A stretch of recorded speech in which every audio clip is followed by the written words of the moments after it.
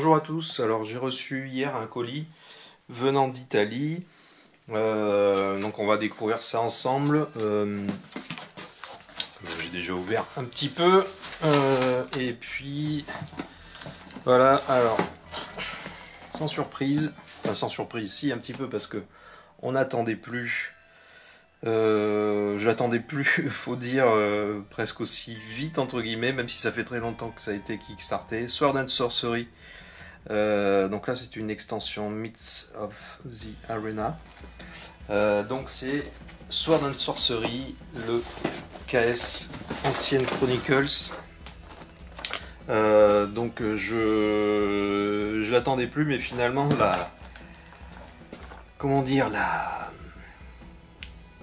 l'envie est revenue avec ce jeu magnifique qui est Sword and Sorcery. Dungeon crawler qui est un petit peu compliqué dans ses règles, un petit peu lourd, mais donc voilà, Sword and Sorcery Ancient Chronicles. Donc pledgé, je sais même plus, 2018, 2017, non 2018 ou ça doit être 2018, je sais plus, il faudra vérifier. Donc moi j'ai pledgé presque tout, je crois. Et par contre j'avais choisi la single wave, donc parce qu'évidemment il est arrivé en 2 vagues, il fallait payer un petit supplément pour recevoir la première vague qui a dû arriver l'année dernière, je crois. Et la deuxième vague, non, la première vague, bon je sais plus, la première vague est arrivée, la deuxième vague, moi j'avais choisi de tout recevoir en une seule vague, donc la voici, on l'a eu un petit peu plus tard. Donc on va regarder ça vite fait. Je pense que ce que je ferai sûrement, c'est je referai pas forcément une partie, on verra. Je pense pas. Par contre, ce que je pourrais faire, c'est vous présenter les différentes boîtes, le contenu des différentes boîtes.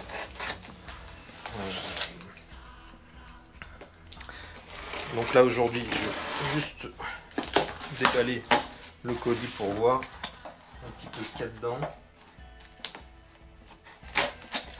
Je vous avoue que la folie des Kickstarter, là, m'a un petit peu passé ces derniers temps. Alors, oh là, je me rappelais plus que j'avais fait un all-in là-dessus. Bon, donc, la boîte de base. Voilà. Ancienne Chronicles. Une belle boîte. Et puis donc voilà, on regardera ça dans une prochaine vidéo, je pense. Donc la boîte des stretch goals. On va regarder vite fait ce qu'il y a dedans. Une belle boîte qui ressemble à un petit coffre, une mallette, oui, un coffre, avec le nom de tous les pledgers, tous les backers derrière. Et cette extension, je ne me rappelais plus, qui est quoi? Northwind Tales. Ah, vraiment une belle illustration. Très sympa. Oui, il doit y avoir on dirait qu'il y a de la belle figurine. Donc moi j'adore ce jeu, vous le savez sûrement, puisque j'ai fait pas mal de vidéos sur la chaîne, mais c'est vrai que c'est un jeu qui peut être un peu lourd. En fait, c'est un jeu qui demande vraiment de s'y investir, d'installer le jeu et d'y jouer pendant un mois, voilà, de le laisser, pour être bien dans les mécaniques. Parce que c'est vrai que y a pas mal de petites règles, il y a pas mal de voies de manière de jouer, de faire évoluer ses personnages, et ça demande quand même de s'y investir. Mais vraiment, moi je trouve que le temps passé à essayer de comprendre les règles et tout, je trouve que ça vaut le coup. Ça vaut le coup. Et donc voilà, donc les auteurs Simone Romano, Nunzio Surace, on les avait connus avec Galaxy Defenders, je ne vais pas revenir là-dessus. Un jeu que j'aime beaucoup aussi, alors il sort un peu moins souvent chez moi en ce moment, mais c'est un jeu que j'adore. Sword and Sorcery, premier du nom aussi, très bien. Et il semblerait que là, ils aient encore amélioré les choses. Alors on va voir ça. Certains disent que c'est la meilleure version du meilleur dungeon crawler du monde. Alors j'ai pas d'avis sur quel est le meilleur dungeon crawler. Je trouve que ça dépend vraiment de chacun. Ça dépend de l'état d'esprit dans lequel on est. Si on veut quelque chose de rapide, de plus fluide, de plus simple, alors il y en a qui sont très très bien. Si on veut quelque chose d'un peu plus touffu, il peut y avoir celui-ci, il y en a d'autres. Voilà, il y a... Dire qu'il y a un meilleur dungeon crawler, ça n'a pas vraiment de sens. Pour moi, on sait qu'il y a des mauvais jeux, on va dire, plutôt. Maintenant, dans les meilleurs, ça dépend vraiment des goûts et ça dépend vraiment de la manière de jouer. En tout cas, voilà, je vais juste peut-être ouvrir pour cette vidéo cette boîte. Et je pense que je ferai des petites vidéos pour vous présenter les extensions, les petites boîtes. Donc par la suite. Alors.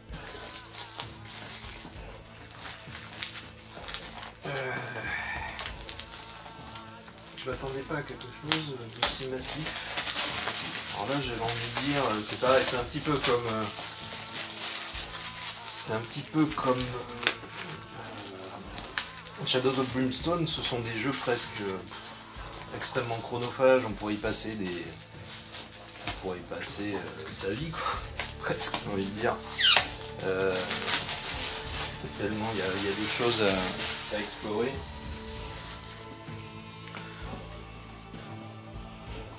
Ah ouais, la boîte est super sympa. Voilà, alors, des petits sachets pour les pions. C'est très bien. Là, on va avoir comment dire, des petits réceptacles pour les cartes. Bon, c'est des dés supplémentaires. Ah, je vois qu'il y a Wave 1 Errata. D'accord. Très bien. Hop. Ah, des petites boîtes pour ranger les cartes, ça c'est bien. Alors, qu'est-ce qu'on a? Alors, Nemesis. De toute façon, je vais essayer de les présenter, toutes ces extensions. Challenge 7. Je sais pas si j'avais pris toutes les Kickstarter 7. J'ai peut-être pas pris toutes les extensions quand même, je me rappelle plus. Spawn Gates. Ça, c'est les points de spawn en 3D. Des mignons. Et Challenge 7. Tiens, j'en ai deux. Ouais, bon, je ne sais pas. Ok, qu'est-ce qu'on a? On a de la... Oh là là là là, ça aussi, c'est encore... Ça va être chronophage. Ça va être très très chronophage. Et ah oui, on a les versions cartonnées des fiches de perso. Donc ça semble être les personnages donc de Northwind Tales. Ok. Donc voilà. Voilà pour cette boîte. Bon, on va voir de quoi faire. Hop. Et je vais quand même juste unboxer rapidement comme ça Northwind Tales et je m'arrêterai ensuite pour cette vidéo parce que je pense que ça nécessite d'y passer du temps pour regarder tout ça, donc on regardera ça ensemble dans de prochaines vidéos. Mais je suis curieux de voir un petit peu ce qu'il y a dans cette Northwind Tales. On va voir ça tout de suite. Alors, on va voir ça, Northwind Tales, donc des aventures qui se passent dans des pays nordiques, hein, a priori. Vraiment, j'aime beaucoup cette illustration.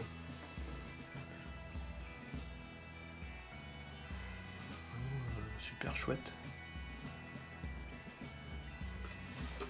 Alors,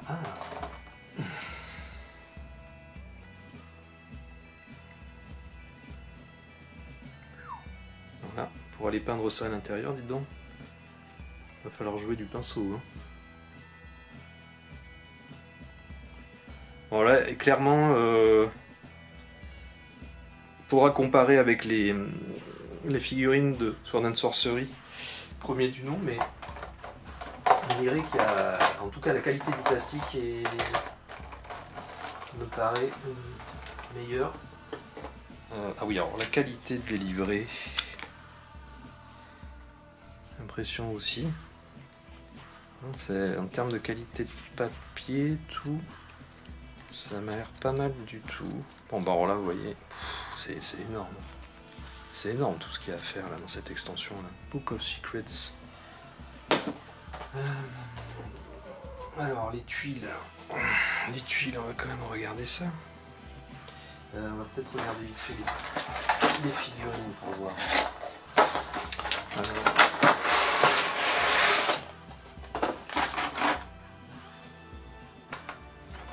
Figurine de héros.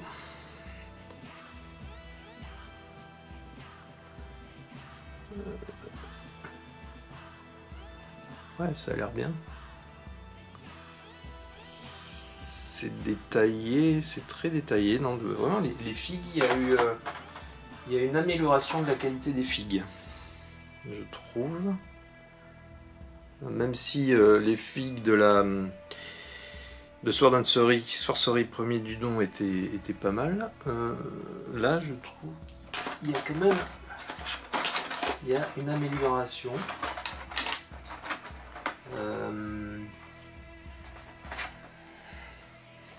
Les sculptures me paraissent plus dynamiques aussi.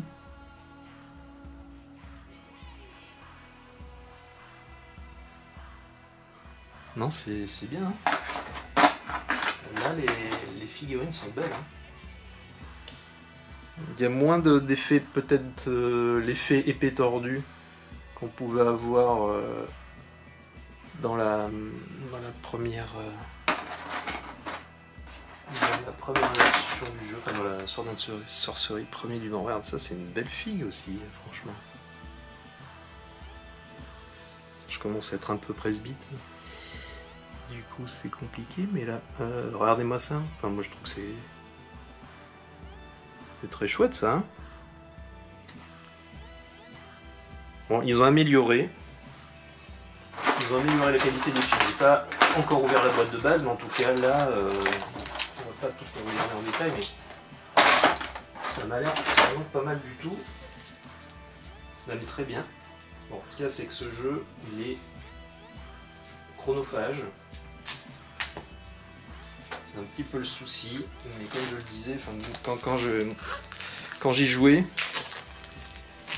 le jeu restait installé pendant 1 mois à 2 mois. Hein. C'était, faut pas se leurrer. Hein, je veux dire, on change pas de jeu en un claquement de doigts. Donc une fois qu'il était installé, celui-ci, je le laissais pour une bonne période de temps. Clairement, il y a une amélioration pour moi. Enfin, en termes de matériel, il y a une amélioration à tous les niveaux. On verra la boîte de base, mais donc ça c'est un perso.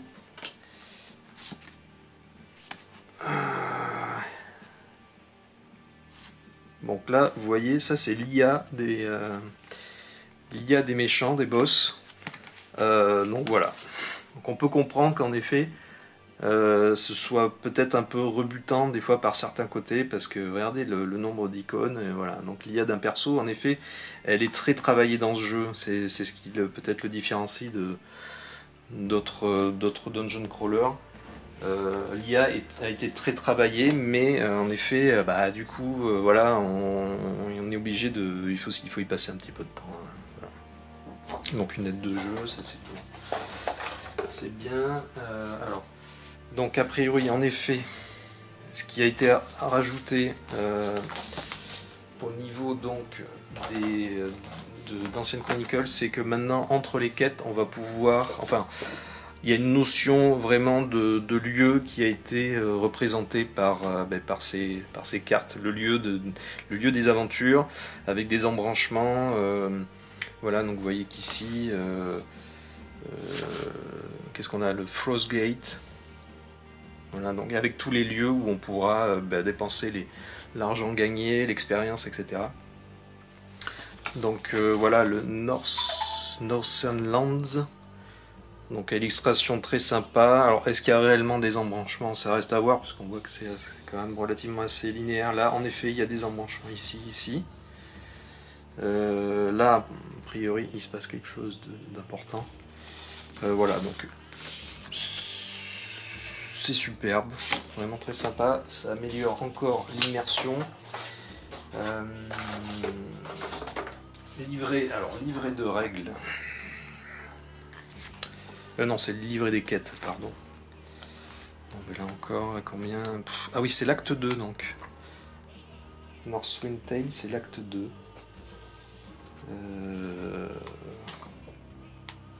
Bon, beaucoup de choses à faire, bon, voilà. Alors, les illustrations des tuiles, voyons voir. Voilà. Là, comme ça, première vue, on est quand même dans la qualité de ce que l'on avait dans la première mouture du jeu. Mais ça reste quand même vraiment superbe. L'impression qu'ils ont quand même encore amélioré la finesse des illustrations. Très chouette.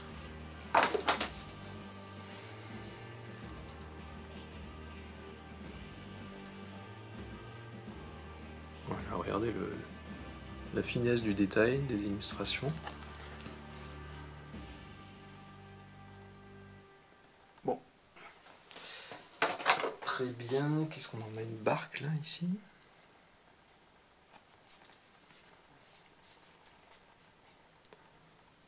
C'est vraiment très immersif. Il y a un effet 3D qui est pas mal. Qui rend pas mal, regardez là, je trouve que à la caméra ça rend pas mal.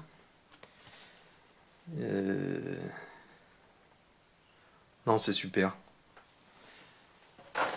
Super chouette. Regardez, là aussi il y a un effet 3D qui rend pas mal.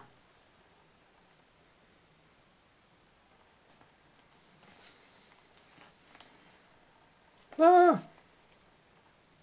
Mais c'est le sigle de Bordeaux. Alors...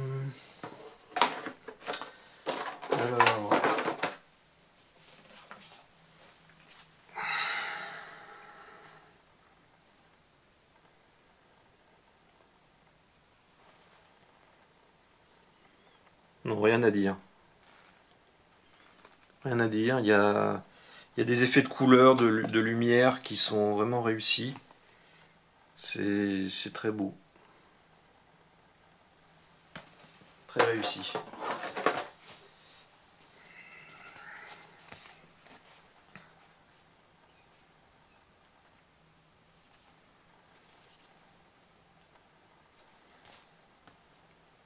Superbe.